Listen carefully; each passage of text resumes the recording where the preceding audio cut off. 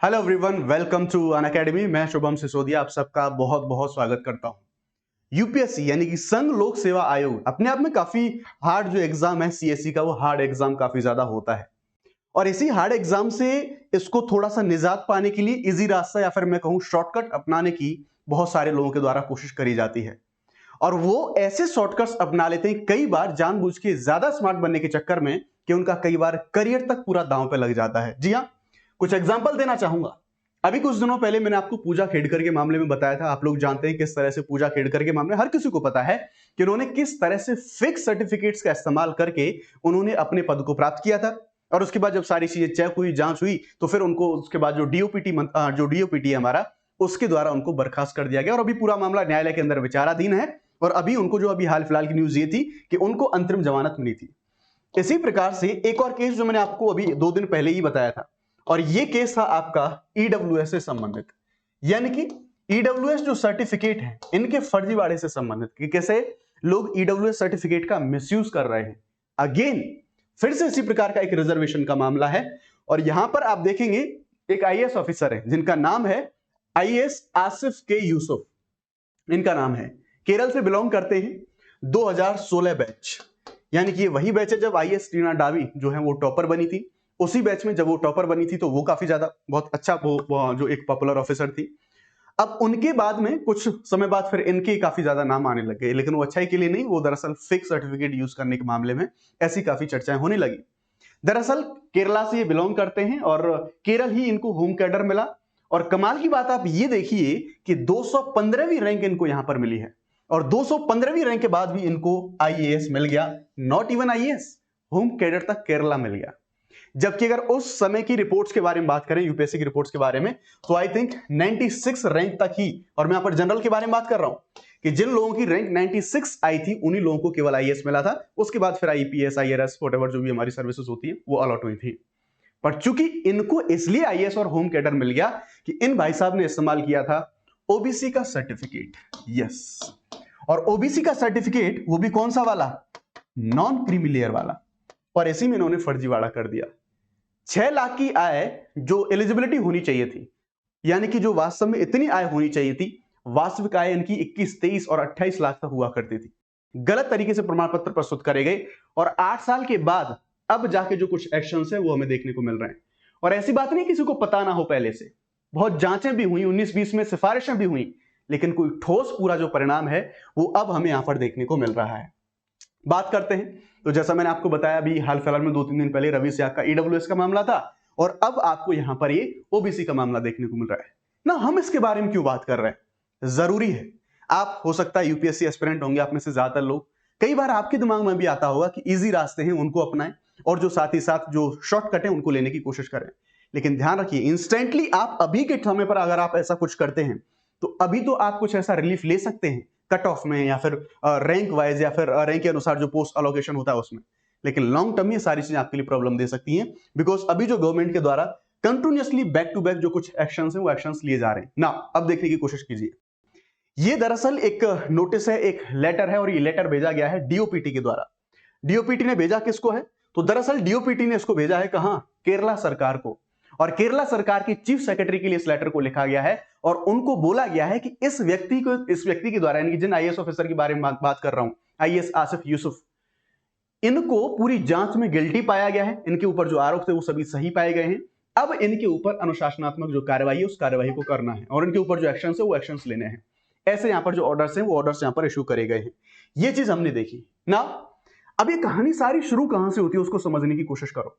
दरअसल विजय कुंभार यहां पर काफी ज्यादा एक्टिव रहते हैं और मैंने पहले भी इनके बारे में जिक्र किया है। ये दरअसल एक आरटीआई एक्टिविस्ट है और ये आरटीआई एक्टिविस्ट हैं। दरअसल आम आदमी पार्टी के अंदर ये कुछ पद पर भी हैं, तो ये काफी ज्यादा एक्टिव रहते हैं। दरअसल इन्होंने एक मुहिम शुरुआत करी सिविल सर्विसेज के अंदर, जो फर्जी सर्टिफिकेट्स हैं, ऐसे ऑफिसर जो ऑलरेडी सेवाओं में हैं, कई साल तक सेवाओं में रह चुके हैं, जैसे इनका देख लो 8 साल तक, पूजा खेड़कर देख लो कई साल तक, रवि सियाग के मामले में देखें अभी कई सारे आरोप यहां पर लग रहे हैं। इन्होंने लगभग ऐसे 22 ऑफिसर्स को पॉइंट आउट किया, उनको चिन्हित किया, जिन्होंने फेक सर्टिफिकेट्स का इस्तेमाल करके वो अपनी सेवाओं में थे। अभी मैं आपको एक इंटरेस्टिंग स्टोरी बताऊंगा उन्होंने किस तरह से इन चीजों का इस्तेमाल करा। 22 ऐसे ऑफिसर्स को इनके द्वारा पॉइंट आउट करा गया। इन्होंने उनके जो डॉक्यूमेंट्स है उनकी जांच कराने के लिए प्रेसिडेंट को पत्र भी लिखा, सारी चीजें करी, कोई इंपैक्ट नहीं हुआ। फिर उन्होंने आरटीआई दायर करी। उसके बाद डीओपीटी के द्वारा जो जांच है वो जांच शुरू करी गई और 11 आईएएस ऑफिसर्स के जो 11 अलग अलग जो ऑफिसर हैं, कुछ आईएएस हैं, कुछ आईपीएस हैं, कुछ आईआरएस हैं, अलग अलग कैडर के ऑफिसर्स हैं, उनके ऊपर जांच बिठाई गई और उनके जो सर्टिफिकेट उन्होंने लगाए थे उन सर्टिफिकेट की स्क्रूटनी के लिए सारे जांच के जो आदेश है वो आदेश दिए गए और उनमें से अभी जो कुछ नाम है वो नाम निकल के आ रहे हैं और उसी के फलस्वरूप ये पूरी जांच हुई है और इनके ऊपर जो एक्शन लेने की बात है वो सारा एक्शन हुआ है ना। अब आप ये कहेंगे क्यों? तो दरअसल जैसा मैंने बताया कि ये सारी शॉर्ट टर्म की चीज है। आपको इस सेवा को, आपको इस सर्विस को, आपको इस जर्नी को ईमानदारी से इसको अचीव करना है। संघर्ष हो, थोड़ा सा संघर्ष ज्यादा हो सकता है, थोड़ा सा हो सकती है, लेकिन यस अल्टीमेटली लॉन्ग लास्टिंग चीज वही चलने वाली है। आपके इस ईमानदारी के सफर को थोड़ा सा आसान करने के लिए, आपका इस मामले में आपका साथ देने के लिए अनअकैडमी लेके आया है यूपीएससी सीएससी के हमारी जो सभी प्लस कोर्सेज हैं उनको 19,999 रुपए में। और इसमें सिर्फ आप एक ही सब्सक्रिप्शन के बेसिस पर अनअकैडमी के सभी जो टॉप एडुकेटर्स हैं, उन सभी टॉप एडुकेटर्स के जो सारे के सारे बैचेस हैं उनको आप अनलॉक कर सकते हैं, जिसमें आपको GS, CSAT, test series, prelims, mains, interview सब कुछ आपको एक ही प्लेटफॉर्म पे मिल जाता है। तो आप उनको ध्यान रखिएगा, लेकिन आपको मैक्सिमम डिस्काउंट के लिए आपको शुभ 50 ये कोड है, ये कोड आपको यहां पर यूज करना होगा, ठीक है ना। अब अगर आप सिर्फ मेंस के लिए प्रिपेयर करना चाहते हैं तो आपको यहां पर अलग अलग कुछ अमाउंट है, एक छोटे से अमाउंट में 5,999 में आप जो मेंस के पूरा का पूरा सिलेबस है उसको कर सकते हैं। जो प्लस और जो आइकॉनिक वाले उनको कुछ भी नहीं देना होगा, यहाँ पर आप अलग अलग मॉड्यूलर है, इनकी सहायता से आप ले सकते हैं। आगाज 27 के लिए बैच है, 8 जून से शुरू हो रहा है। हिंदी के लिए हमारा संभव बैच है, इंग्लिश के लिए डेडिकेटेड बैच अलग है और बाइलिंगुअल नीव 2028 वालों के लिए यहाँ पर ये बैच है। अब समझने की कोशिश करते हैं पूरा मामला दरअसल यहाँ पर था क्या। आइए, नाम आसिफ के यूसुफ, केरला से बिलोंग करते हैं और साथ ही साथ देखें तो 2016 बैच के ऑफिसर हैं। एआईआर 2015 आया था, 15 मिलने के बाद भी आईएएस बन गए और आईएएस के साथ साथ होम कैडर भी मिल गया। व्हाई? बिकॉज ओबीसी का सर्टिफिकेट इस्तेमाल करा गया, वो नॉन क्रीमी लेयर वाला। क्यों? क्योंकि जो क्रीमी लेयर है उनको तो कुछ कोई भी यूपीएससी के द्वारा कुछ भी कोई भी वो जनरल की तरह ट्रीट किए जाते हैं, सिंपल सी बात ये है ना। अब इनकम सर्टिफिकेट में इनके में हमें झोल देखने को मिला। दरअसल मैं आपको बताता हूं पूरा मामला था क्या। 2016 में जब इन्होंने ये 2015 में जो एग्जामिनेशन दिया था तो ओबीसी के लिए, और स्पेशली मैं बात बताऊं तो जो नॉन क्रीमी लेयर है उसके लिए सर्टिफिकेट अगर आपको बनवाना है तो उसके लिए एलिजिबिलिटी ये थी कि आपके माता पिता की वार्षिक आय होनी चाहिए थी 6 लाख रुपए, और उन्होंने 6 लाख रुपए का सर्टिफिकेट बनवा लिया। हालांकि आज 8 लाख है, उस टाइम पर 6 लाख थी। इन्होंने ये क्लेम किया कि यस हमारी 6 लाख है, जबकि वास्तविक रूप में जब जांच जारी हुई, जब सारी जांच करी गई 19-20 में जब जांच बिठाई गई तो यह पाया गया कि जो 3 साल की जो, यानी कि जिस वर्ष आप सर्टिफिकेट बनवा रहे हैं उससे पहले 3 साल की जो इनकम है वो कैलकुलेट करी जाती है। 1 साल की 21 लाख, 1 साल की 23 लाख और 1 साल की 28 लाख, ये रियल इनकम थी इनके माता पिता की, जबकि इन्होंने क्लेम कितनी करी थी? सिर्फ 6 लाख रुपए। अब इसी चीज को क्या हुआ, जब ये सारी जांच हुई तो जांच निकल के आती है कि भाई ये गिल्टी है, इन्होंने ये गलत किया है। 2019-20 में प्रॉपर इन्वेस्टिगेशन होता है, ये इनकम को दिखाने में इनके द्वारा जो गलतियां यहां करी गई थी। उसके बाद आदेश होते हैं कि जिस भी तहसीलदार के द्वारा ये जो सर्टिफिकेट्स हैं, इन सर्टिफिकेट को बनाया था, उस तहसीलदार के ऊपर एक्शन लिया जाए। और साथ ही साथ जो जांच हुई थी उसमें ये रिकमेंडेशन दी गई थी कि इनको भी सेवा से बर्खास्त करा जाए, उसके ऊपर भी एक्शन हो, इनके ऊपर भी अनुशासनात्मक कार्रवाई होनी चाहिए। लेकिन इन रियल वे हुआ कुछ भी नहीं। 19-20 में यह जांच हुई थी और अब तक कोई भी कैसा भी किसी प्रकार का एक्शन नहीं हुआ। अब जाके जब ये आरटीआई वगैरह दायर हुई है, मामला काफी ज्यादा हाईलाइट हुआ है, तब जाके ये जो एक्शंस हैं इनके ऊपर एक्शंस देखने को मिले हैं। इतना ही नहीं, जब आप यूपीएससी में फाइनली सेलेक्ट हो जाते हैं तो उसके बाद दरअसल एक प्रोसेस होता है कि आपका एक दरअसल विजिलेंस वेरिफिकेशन होता है। क्या मतलब होता है इस विजिलेंस वेरिफिकेशन का?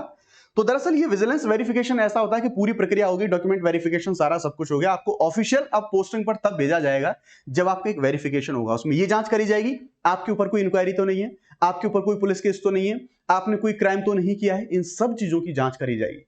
और ये भाई साहब ने इस विजिलेंस वेरिफिकेशन को भी नहीं किया था और बिना इसके उन्होंने ज्वाइन कर लिया था सेवा में, और 8 साल से वो सेवा में थे भी, वो पूरा प्रॉपर तरीके से सर्विस भी कर रहे थे। अब यहां पर डीओपीटी से जब ये सवाल पूछा गया कि 8 साल क्यों, कहां इतना समय होता, उनके द्वारा बताया गया कि साहब इन्होंने इस विजिलेंस वेरिफिकेशन को नहीं किया था, इसलिए हमें पता नहीं चल पाया था कि इनके ऊपर कोई इंक्वायरी है या फिर इनके ऊपर कोई ऐसा आरोप है।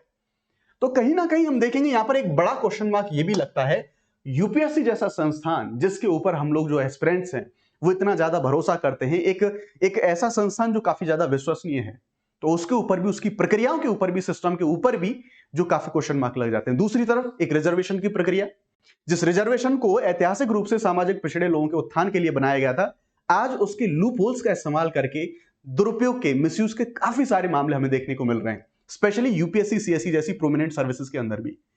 तो ये पूरा मुद्दा था, और इस तरह से ये पूरा मुद्दा निकला कब? ये मुद्दा निकला जब विजय कंबर जी के द्वारा, उनके द्वारा आरटीआई दायर करी गई, प्रेसिडेंट को पत्र लिखा था, तब भी कुछ भी नहीं हुआ। और जैसा मैंने यहां पर बताया कि लगभग 22 ऑफिसर्स को उनके द्वारा पॉइंट आउट करा गया था, और यही वो ऐसे व्यक्ति थे जिन्होंने पूजा खेड़कर के मामले में सबसे पहले पूजा खेड़कर के इश्यू को एस्केलेट किया था, जिसकी वजह से सिर्फ फर्जीवाड़े के मामले पकड़े जा रहे हैं। लॉन्ग स्टोरी शॉर्ट, मैं आप सबसे ये कहना चाहूंगा, प्लीज ऐसे किसी भी शॉर्टकट के चक्कर में ना पड़े। अल्टीमेटली जिस दिन चीजें नजर आएंगी, जिस दिन चीजें सामने आएंगी, हो सकता है अभी थोड़ी सी समस्या ज्यादा हो, बट यस, जिस दिन चीजें नजर आएंगी उस दिन प्रॉब्लम क्रिएट हो सकती है, पूरा का पूरा करियर तबाह हो सकता है। ईमानदारी में भरोसा रखें, अपनी मेहनत में भरोसा रखें, थोड़ी सी मुश्किल जरूर होगी, लेकिन चीजें संभव जरूर होंगी। Thank you very much. जय हिंद, bye bye, let's crack it.